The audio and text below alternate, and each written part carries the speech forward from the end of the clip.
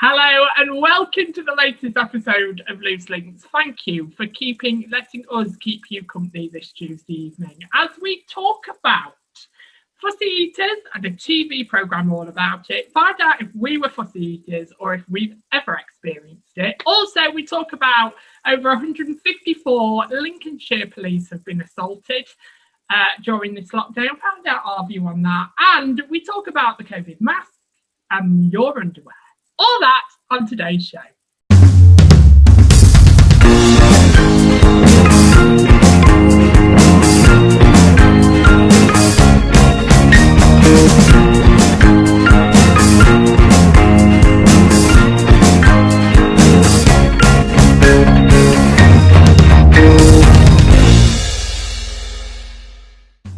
Hello, joining me on today's show and keeping us company for the next hour is Dee Kelly. Sue Humphreys and Jason Lambert.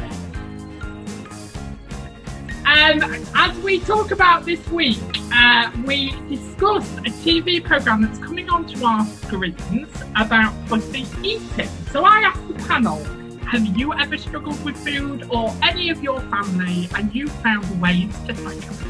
Also, we talk about assault of police officers in Lincolnshire and it's growing. What do we need to do about this? And is there enough police on our streets? And we finish on a story where a woman has found a new way to share how to wear your mask properly. Wear your mask like you wear your knickers. All that and a lot more on this week's show. Good evening, panel! Hello. Jason, I was just about to say, Jason, you're on mute, but you've unmuted that was fine. yourself. I was just having a bit of a dog issue. Good evening. Can I just say, it's amazing to have the amazing Dee Kelly back. It's been a couple of weeks since we've had you on our screens.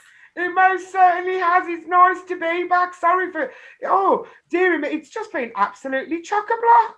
What you've been up to? Tell us what's been happening in the Dee Kelly world. Oh, the Dee Kelly world, the world of my own half the time. It's just been really busy, obviously, with the charity side of it and the Balls to Cancer, and obviously the knife crime group as well, and the food banks up and running. We've been feeding people that need food, and it's so sad. But like I said, it's sad to have to be this busy, if that makes sense. Yeah, I get what you're saying. And I've got to say, Dee, even though that I haven't seen you personally for a couple of weeks, you're bloody all over TikTok. There must be so many clips of you from Big Brother. I'm not even on TikTok. That's the laugh of it. But it's the most parts as well. I remember one, and I wish I saved it because I would have shown it tonight. And I watched it last night, and it was you saying that you were having like some sort of discussion with someone in the garden, and I can't remember what it was, but you were like, and if you talk to me like that again, do not disrespect me. Like I was like, go Dee Kelly. I don't know where this, honest to God, I get sent things all the time. I'm not on TikTok. I've never ever been in TikTok, and I don't even know what TikTok is, to be fair. Let's be honest here. I haven't got a clue what TikTok is. But yes, apparently I'm all over TikTok. You are. And the most famous thing you've done is join Loose Linc. Obviously, that's the most famous thing you've done. And I can't even do that right, Nick.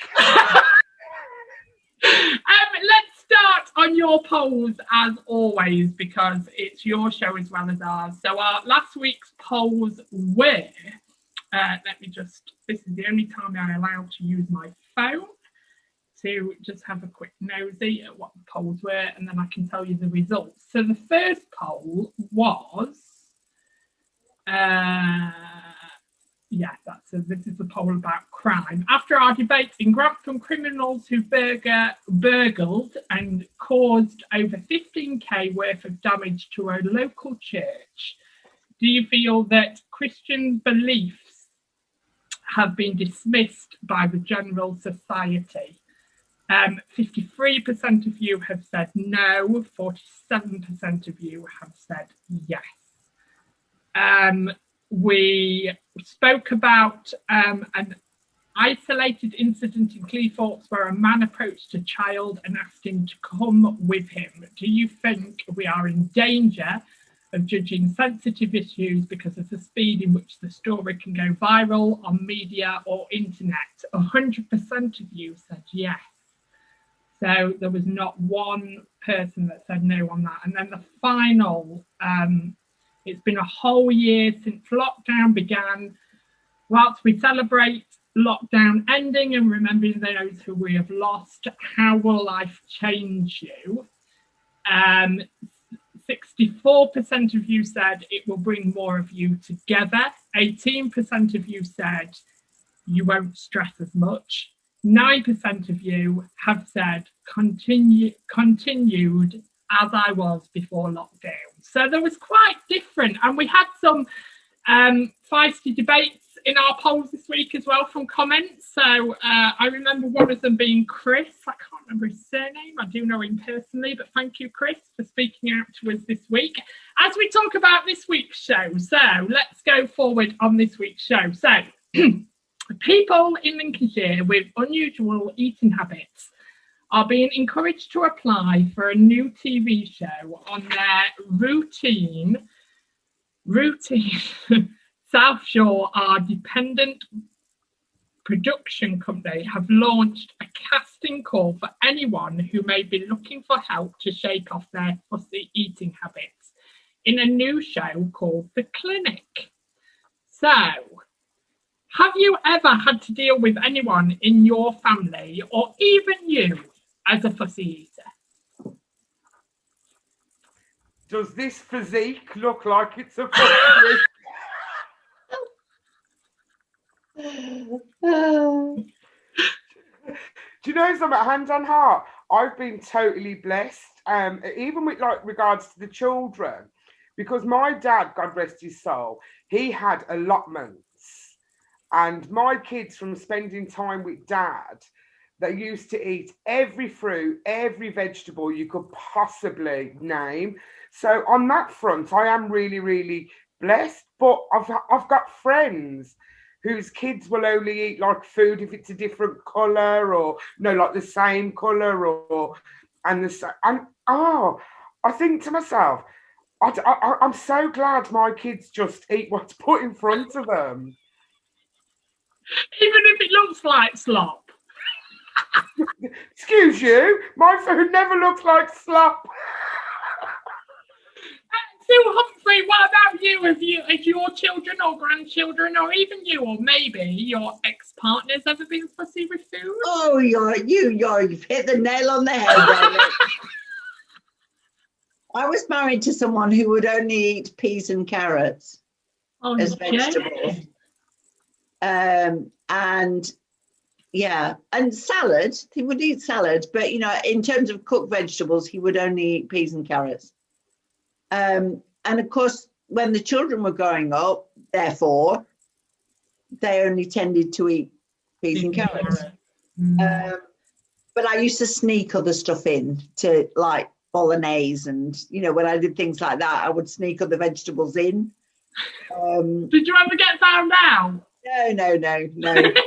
Far too sly. I agree with Sue, because my godson, believe it or not, we used to make him green mashed potatoes, which was mashed potatoes mixed with cabbage. And he won't eat like mashed potato on its own now, because he was convinced that mashed potato should be green with cabbage in. You just mix their foods together. But my granddaughter, who's 4 this week, I take my hat off to my son and his wife, because she will try anything. Really? She will eat. Broccoli is her favourite vegetable. Wow. But she will try anything. She's eaten avocado, and because they just let her try it. Children are like that, though, aren't they? Because as I've said before, I've become an uncle, so I'm not a parent, but it's near enough to me. It's the closest I'm going to get to in a while. I went to see him in the garden a couple of days ago, and my sister's just started him on foods, and he eats whatever's put in front of him. And she was like giving him this water, and I said, "You not tried him on juice or anything like that?" Being naive the way I am, and not tried him on. She went, "No, if he likes water, he's going to stick to water. I'm not encouraging him to drink juice or pop yet. It's not happening." So I was but can you remember a couple of years ago? I don't know if you can remember. Can you remember when they turned red sauce green? Can you remember that? No. Have you raised your eyebrows at my green mashed potato? They turned it. I think it was only for a month, and I can't remember why. But I first saw it at my uncle's house, and even it tastes the same and everything, I would not touch it because it was green. I just would not. No, you're not putting that over my dinner. Don't want it. Don't. And I love red sauce, but it was just. I don't know, it just felt like bogies. I was just a bit like, I don't want that all over my dinner. What about you, Jason? Are you a fussy eater? No, I'm not a fussy eater, but my husband is. Is he? Yeah. He won't eat cucumber. And tomato, he'll only have the ends of it. He won't have the middle of it. No, I don't have the ends. I don't like the ends. I don't like the ends, but he won't eat the middle. He will only eat the ends. Well, that's a perfect match then, Jason. You're like a tomato. My nephews and nieces are dreadful. They won't have pizza unless it is just red and just a mozzarella. If it's got green bits on the top, that's it. They won't touch it. Really? They won't eat sausages other than Richmond's. They won't eat any other sausages. And they know.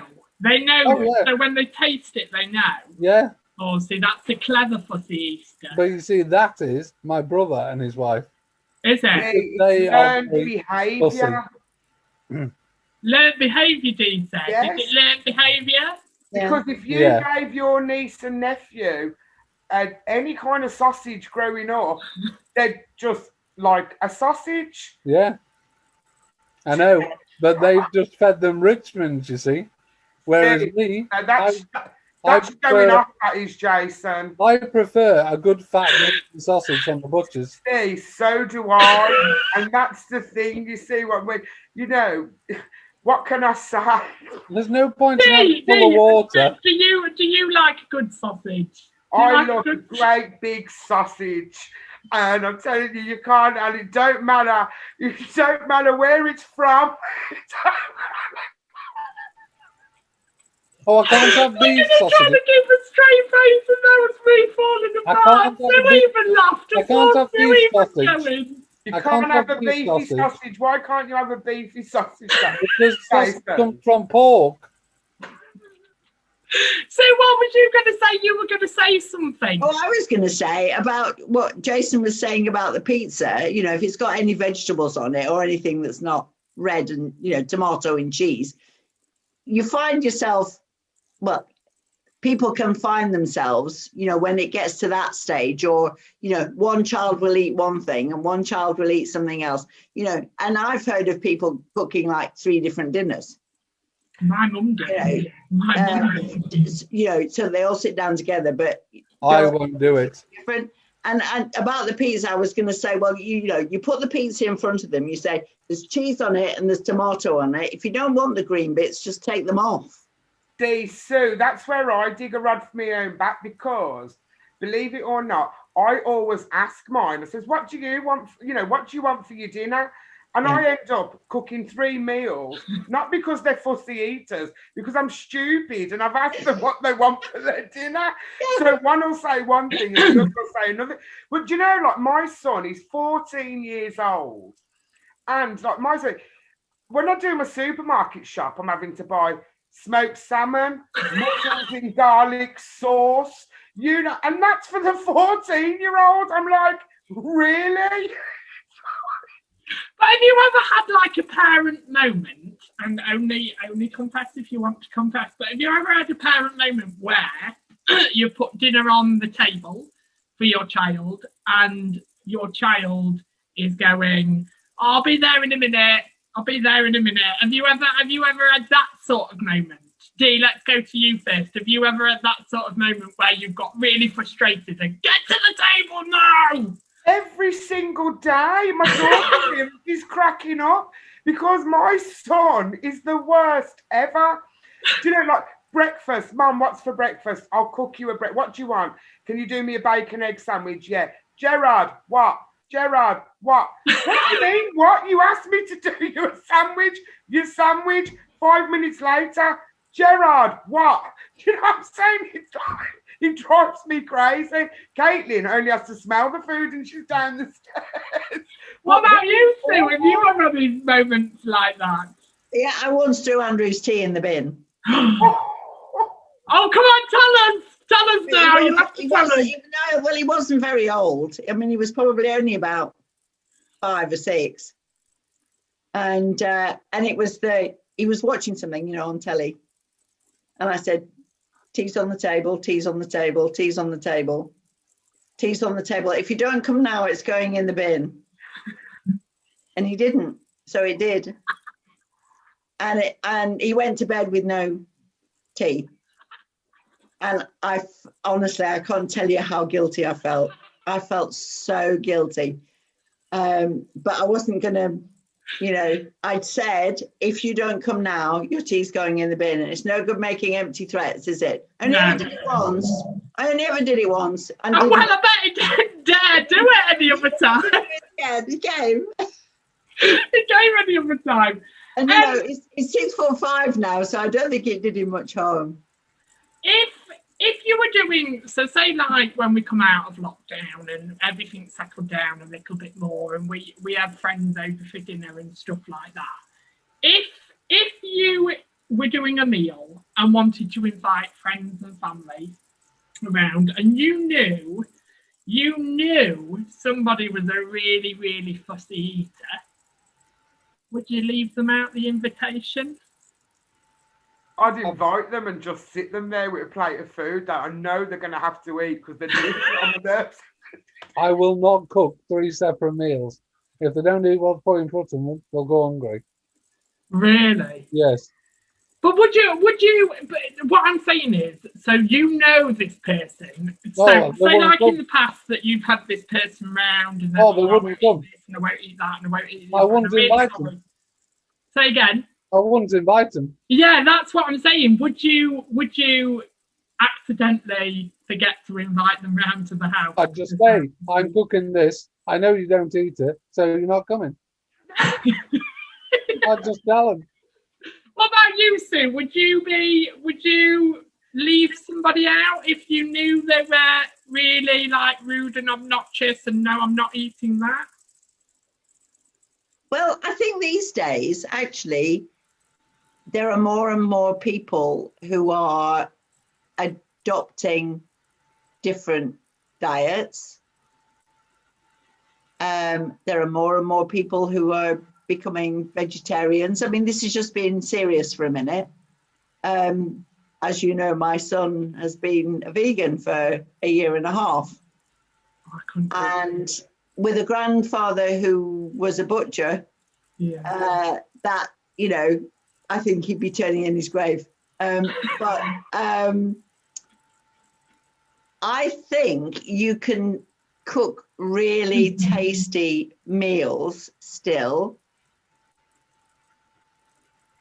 that meat eaters would like, but actually that everybody could eat. Yeah. See, I like meat. I think that's what I would try to do. I think I would try to accommodate the, you know, unless they were a, what do they call them, fruitarian. Someone tried to fuck me off. I try and accommodate the fussy one. Well, not fussy. I try and accommodate the one who has a particular ethos in terms of what they eat and serve that to everybody. What did you say, Dee? What was your... See, someone tried to kid me over the once with one of them vegan sausage roll things. I'm like, no. Do you know what I mean? It's like, but again, it's like it says eat. Have you got something up with the bloody sausage tonight? We keep it to the sky. But you know what I can't understand? I can't fathom.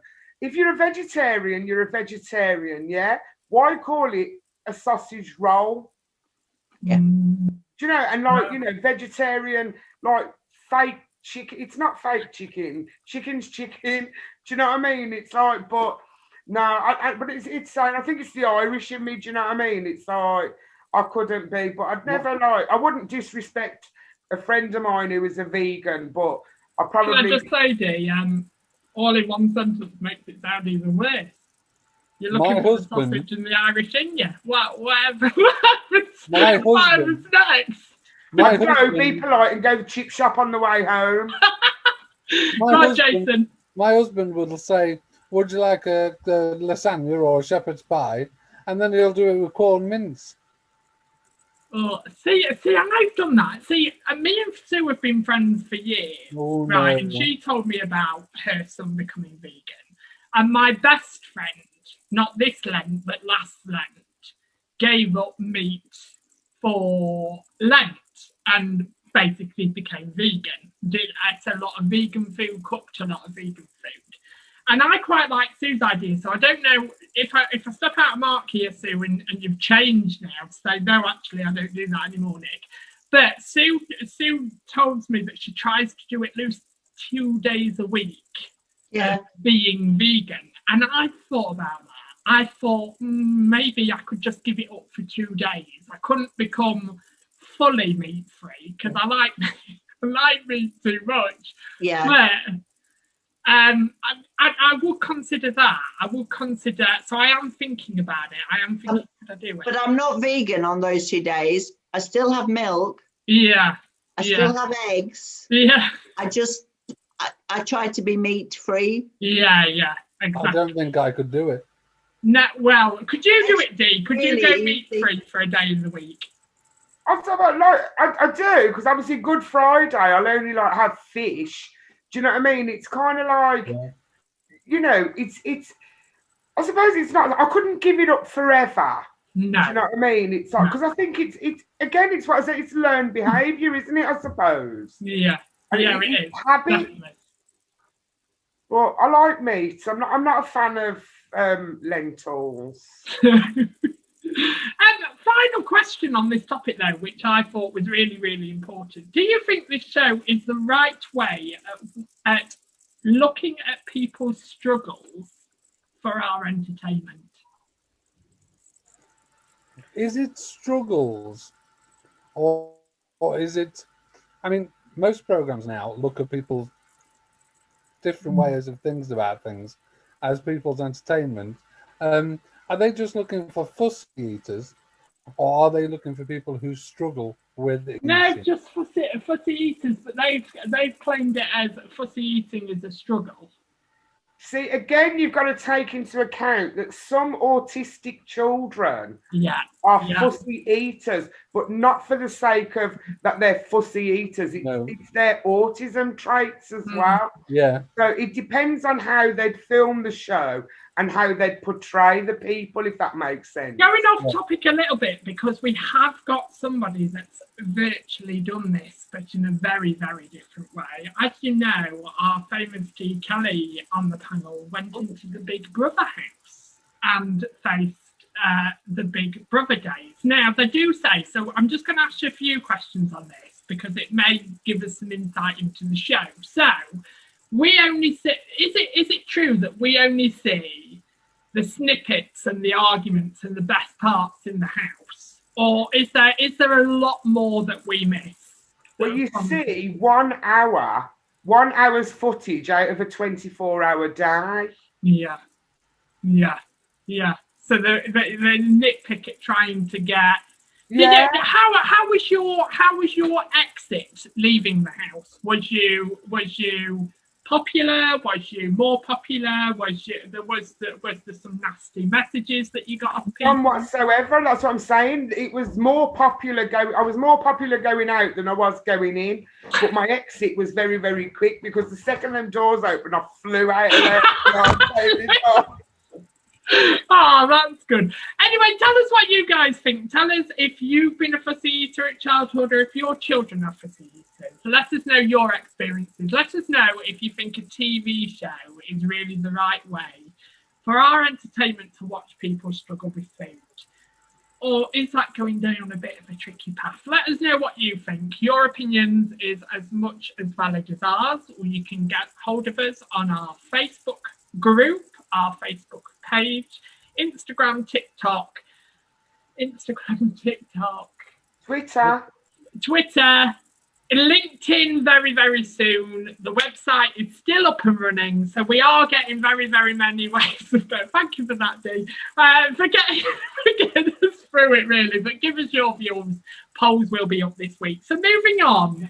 This disgusted me a little bit. So see what you think. 5 officers assaulted every week in Lincolnshire. There has been recorded 154 assaults on police officers in Lincolnshire since last October, meaning that there are 5 officers being assaulted a week in Lincolnshire. This is only Lincolnshire, so this isn't worldwide. This is Lincolnshire. Do we feel that the police are not paid enough for what they do to protect us day after day? Do you think their pay packets fit their assaults? Well, basically, I don't know what they're paid, but it's a job that they've chosen to do. But again, that doesn't mean that they should be susceptible to being assaulted. Mm-hmm. But again, also, it goes down to, you never ever hear about 9 times out of 10, you don't hear about the good police officers. You only hear about the bad ones. And there's more good than bad, but it's the bad ones that mar everything. And I suppose it's the bad ones that cause the public to not like them, if that makes sense. Definitely. What about you, Sue? What do you think? I think it's a really tough one, actually. I think there is much more expected of police officers today. My uncle was a policeman, and he was a foot policeman, so he walked a beat. And he was a policeman. His job was to make sure that the laws of the land were upheld, mostly. Now, there was probably a bit of social work in there, so little Johnny, who was misbehaving, or his brother, my dad, would get a good talking to and might even be walked home to his mum and dad, and they'd be informed of what little Johnny had been up to.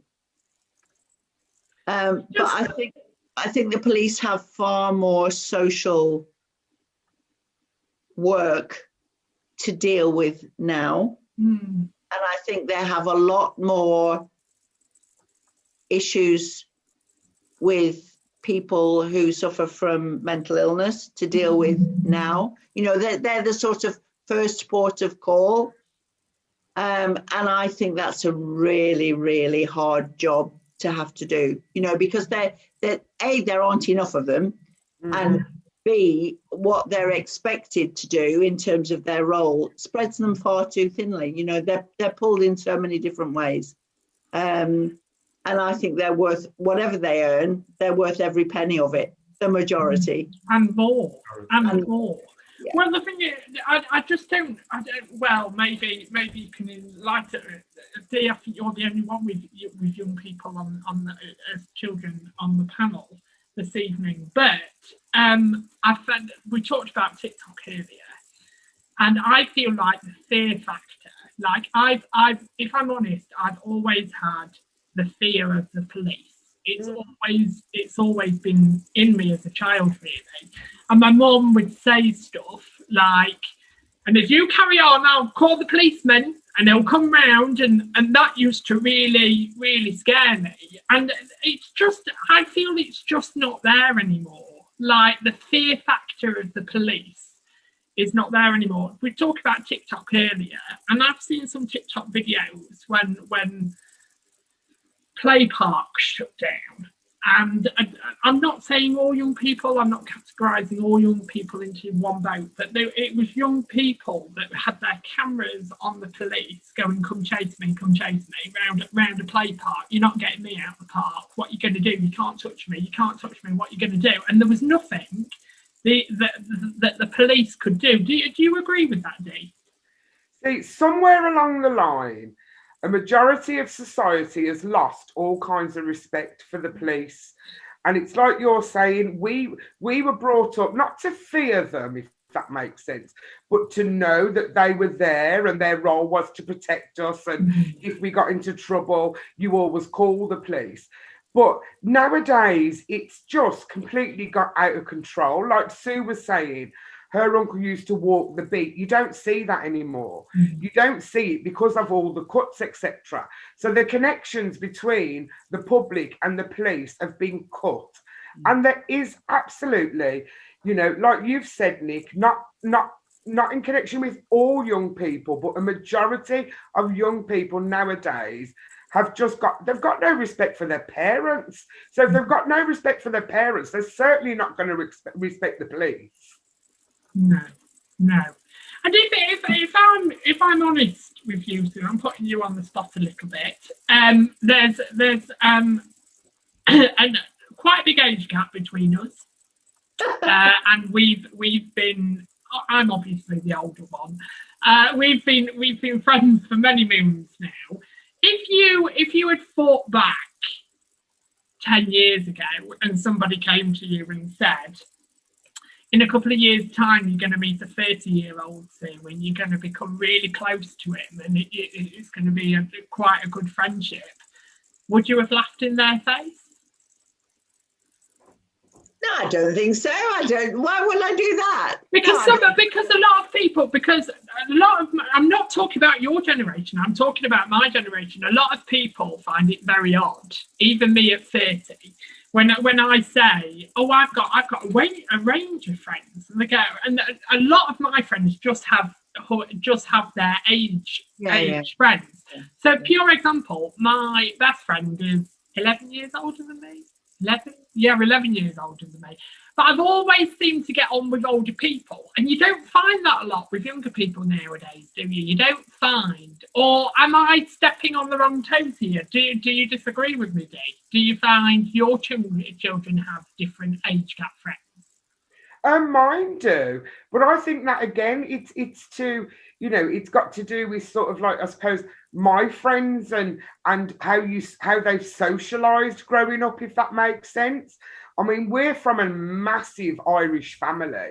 My dad was one of 13 children. Do you know what I mean? So you can't imagine how many cousins and cousins and cousins and cousins there are. And, you know, and that's the thing. I think it's kind of like, you know, they've always had the older cousins or the older friends or the younger aunts, and that's kind of what, you know, it's not strange for like me and mine, which I think's brilliant, because like my 14-year-old, he would sit down with like a 60, 70-year-old, and they would tell each other stories, and the respect, and I think that's brilliant to see, and it should happen everywhere. Well, I've got to say, Sue, I'm really privileged that now you've hit the age of 80, that we are friends. I feel really privileged to know. And he gets cheekier every week. Jason, what did you want to say? I was just going to say, I think it depends on the generation you are, because my generation I was brought up with my grandparents as well as my mum and dad. And I still respect the older people anyway. When I go to church, it's nice to be able to talk to the older people as well as people of my own age. The vicar at church is exactly the same age as I am, but the congregation are probably double our age. I run a choir, and they range from about my age to the oldest person there is 93, who sings with it. But the generation is the older generation, and I was brought up with respect for the older generation, my elders, and my family, and I've still got that respect for the older people, and I still have the respect for the police. But I think they do have such a difficult job now, because the youngsters know their rights, if you want to put it in, of what they can and can't do. And I think the government keep changing the goalposts of what they can and can't do and what they should and shouldn't do. But can I also say something? A lovely interview on BBC Breakfast last week, and they were talking to Priti Patel, and she said, when it becomes a noisy protest, the police can step in. And they said, well, what is noisy classed as? And she couldn't give them an explanation of what noisy is. So when you say to the police, you can stop a protest if it becomes noisy, exactly what does that mean?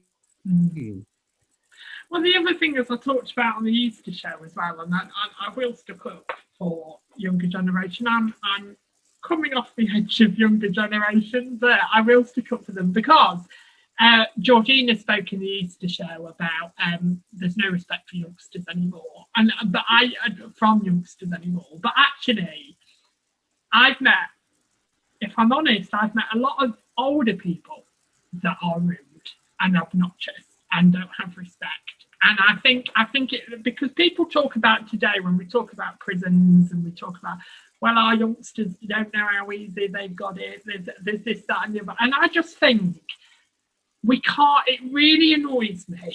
So I don't know how you're going to react to this. I've never spoken to you about this actually. It really annoys me when somebody says, well, in my day, because I just want to say back, we're not in that day anymore. That day is long gone. In my day we did this, this and this. Yes, but time now has moved on. Like when I was a kid, children were seen and not heard. That's all disappeared now. That's all changed. We're encouraged to give children a voice. And I just think that we need to move on with times, and all generations need to move on with times, not just our youngsters. Yes, I think we need to give young people a voice. But I mean, I still respect people who are older than me.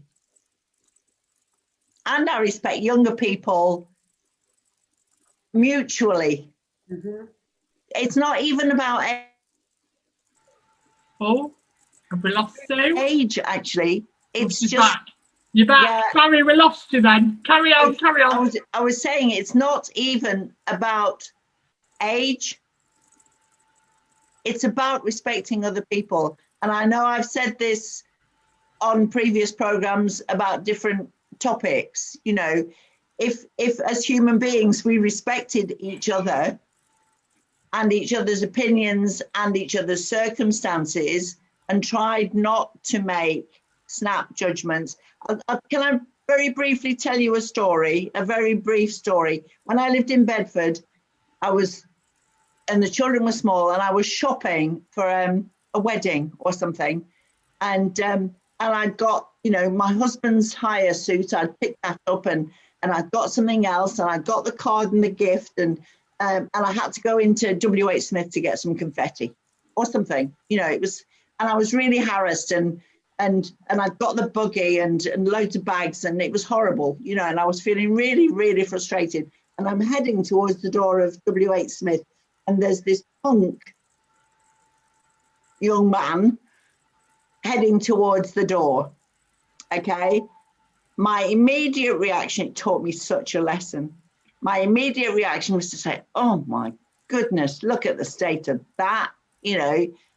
What did he do? He stood, opened the door. Yeah. And this is the thing with a lot of young people, they're prejudged. And that just, it taught me such a lesson. I mean, it's not that long ago that I was still standing up on the bus to give somebody else my seat. Well, okay. I'm 71 now, and I think I was probably still doing that when I was in my 60s. Yeah, but the thing is, I sort of agree with what Dee just said about, I think young people are prejudged. Like, it used to really really annoy me. A couple of things, really. So if there's a group of young people walking together, having a chat, having a bit of a joke, they're judged straight away on, oh, they're trouble. Look at them, they're going to cause trouble tonight, this, that and the other. But if we see a group of older people walking down the street, in the same street, having a chat, having a laugh, We don't judge that. We don't judge older people walking down the street, but we're straight to jump on young. We're a society of judges, and that's, you know, that's the reality of it. But again, that goes back to the situation with the police. Every single police officer is judged by that one bad police officer. And it's the same in all walks of life. The bad outweighs the good, and that's the problem. So you hear about, you know, it was a police officer who'd been arrested for the murder of young Sarah Everard. So obviously people are going to protest, and you've got tensions already. It was one police officer. You've got the police officer in America who's on trial now over George Floyd. Do you know what I mean? Look what happened to all the decent serving officers over there because of that one officer. And you know, and that's unfortunately and sadly how it's going to continue, I'm afraid. That leads me on to my next question, Dee. Do you feel we don't give the police enough credit, but we find it easy to complain about the system? I wouldn't say we find it easy to complain about the system. There need to be the system is real. Do you know what I mean? It's kind of like, with regard to like stop and searches, do you know what I mean? If the police are carrying out their jobs and their roles correctly, and they can back it up with statistics, then publish them statistics, and then there's not a problem. Do you know what I'm saying? It's kind of like, you know, about saying they always target, you know, the same age group, the same race group, the same. Do you know what I'm saying? Surely if they could provide statistics to say, listen, we stop and search anybody at any time if we've got a concern, then surely members of the public can see that. But again, that doesn't mean that certain groups of police officers don't stop a group of kids because they're black or they've got hoods or they're, you know, or just look out of place. Well, the other thing is, talking about the system. So if we go from police officer to prison, people talk about prison of,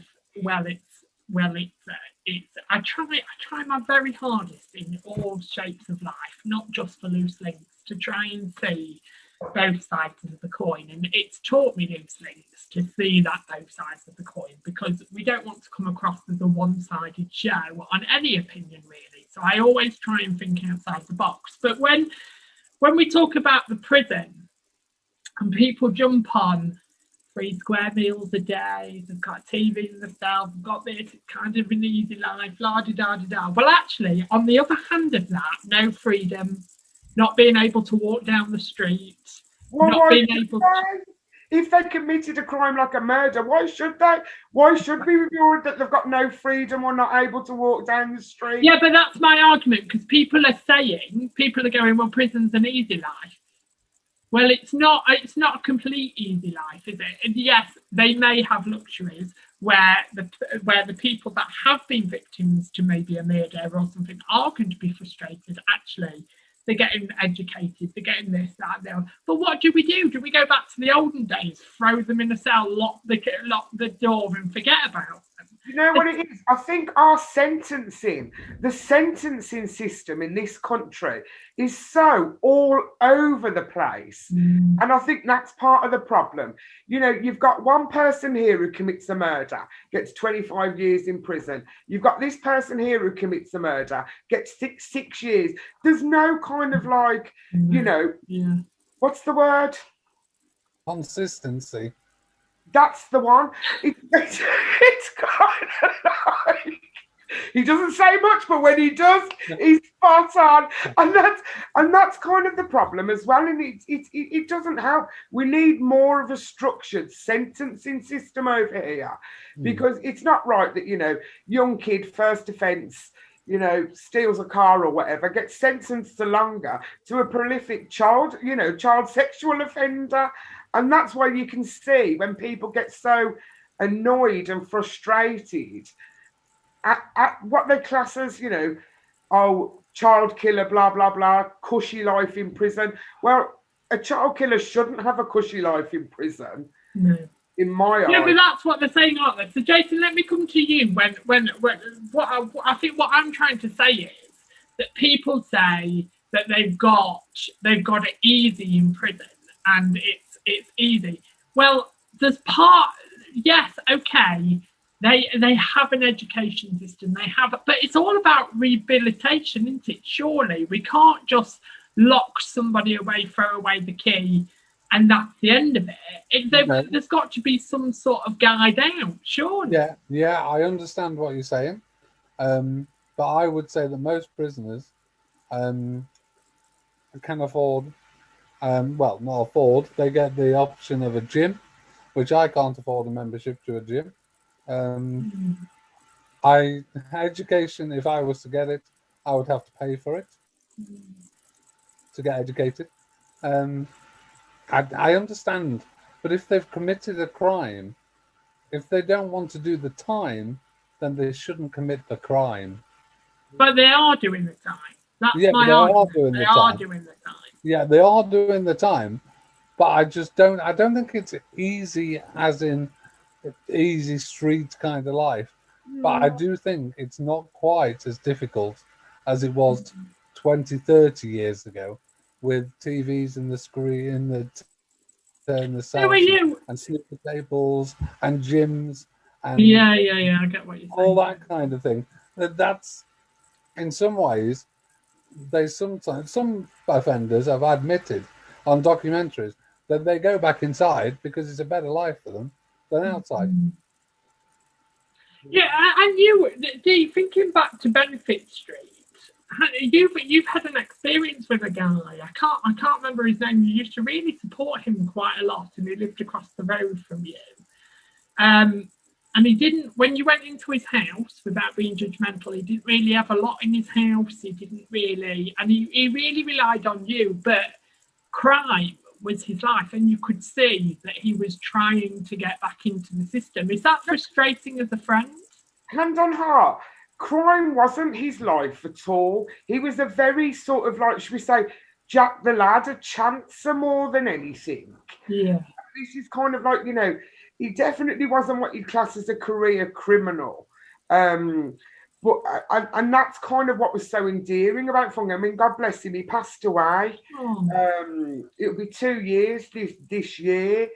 And he was just more Jack the Laddie, if that makes sense. But you sort of mummed him a little bit, didn't you? You could even see it on the programme that you sort of took him under your wing a little bit. Everybody kind of was the same with everybody else, because, again, that's kind of like, we don't judge people. Well, I don't judge people. I take people how they find it.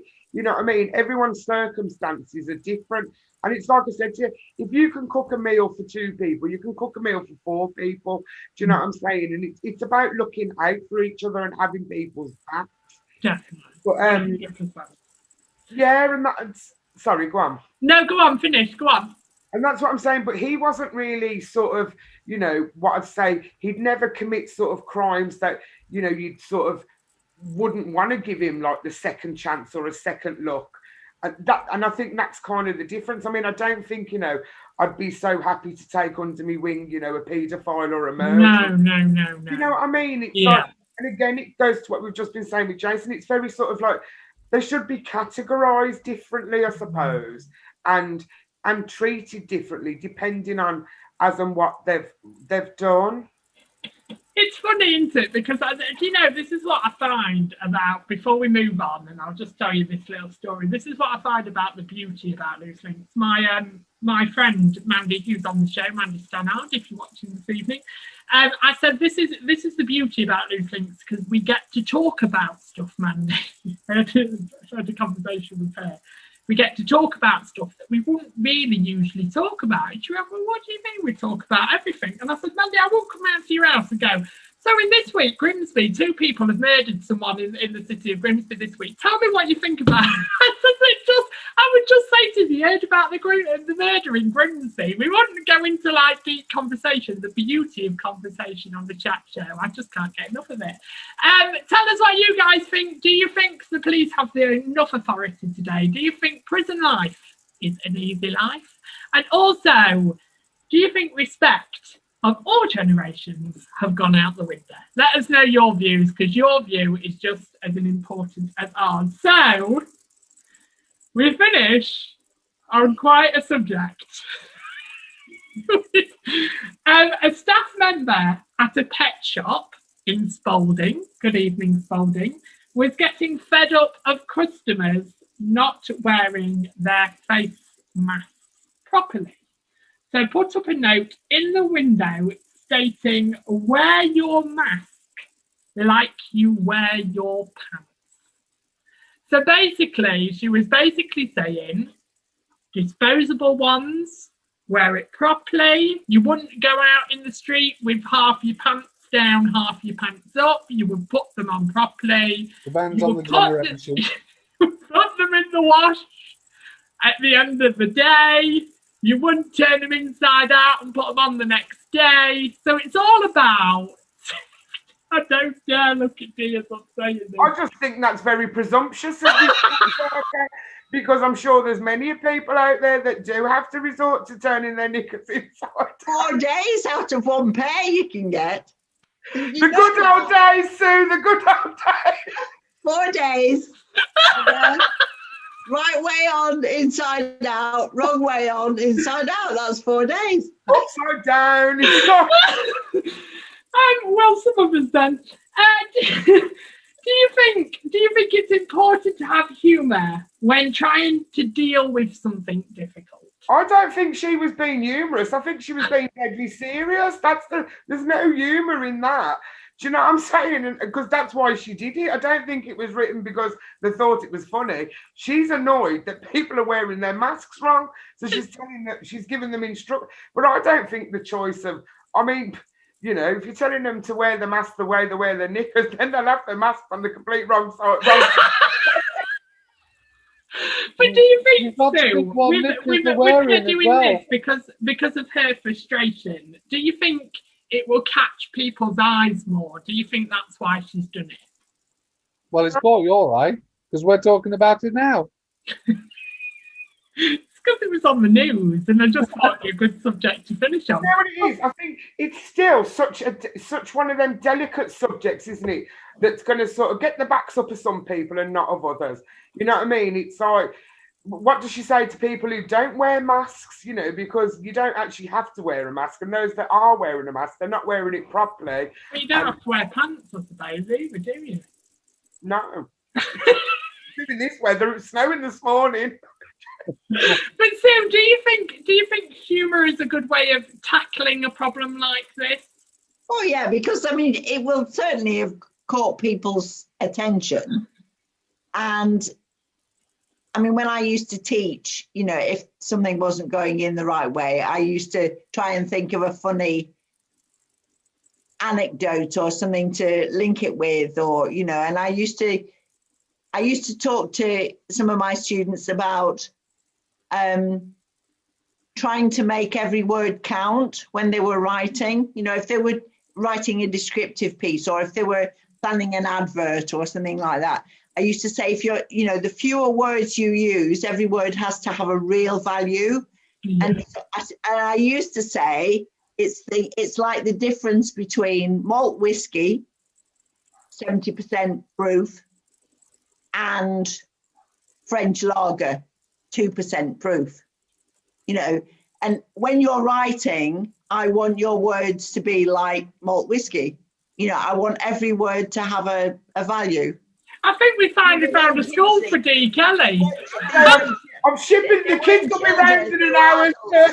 No, they were adults I was teaching, not children. But you know, that was the thing that, you know, they had something, and they would, you know, when they were writing, hopefully they would think, oh yeah, you know, this word needs to say a lot.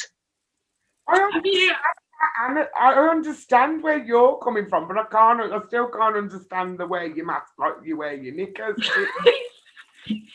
I think it very much depends on what kind of knickers you wear. Go on, Jason. Go on, carry Well, on. I'm thinking, how would you wear a thong like you wear? Okay, let's move on to the second question quick. Would you go up to someone and say anything if they were not wearing their mask properly? Oh, it's kind of like sort of none of anyone's business, to be fair. But if it was one of my kids, I'd go, no, it has to go up a little bit. But I mean, Gerard, I mean, I don't know, his mask is up, down, in the middle. Do you know what I'm saying? It's kind of like, but it's there. But I don't think I would.